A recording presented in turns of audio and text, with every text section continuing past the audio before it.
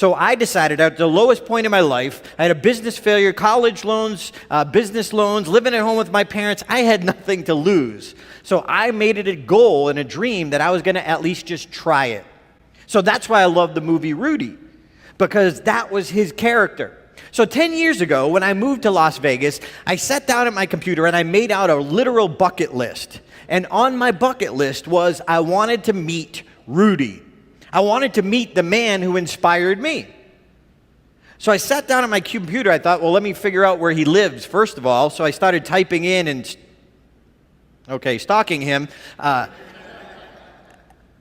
I found out that he had an office 1 mile from my house in Las Vegas.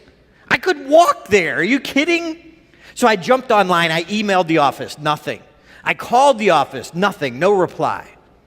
But if you know the story, Rudy, that didn't stop him. And it wasn't going to stop me. I started asking around of anybody that I knew, somebody who might know somebody who knows Rudy. Finally, one of my speaking mentors, her name is Judy, she knew someone who knew Rudy. So she connected us. And I got to have lunch with Rudy Rudiger, the real guy. I was like a little kid having lunch with Santa Claus. It's like, it's Rudy, it's Rudy. Woo-hoo! I didn't actually do that. But he was inspiring. He lived an inspiring life. And this is a picture that was taken that day. And I didn't actually do that ridiculous dance.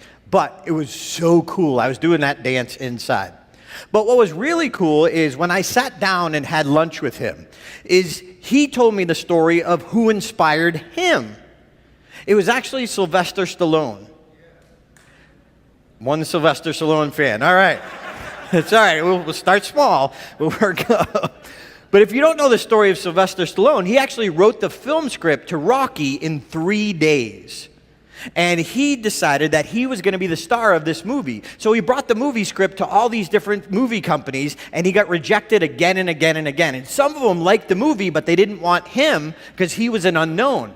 But he persisted. In fact, he had to sell his dog just to be able to eat.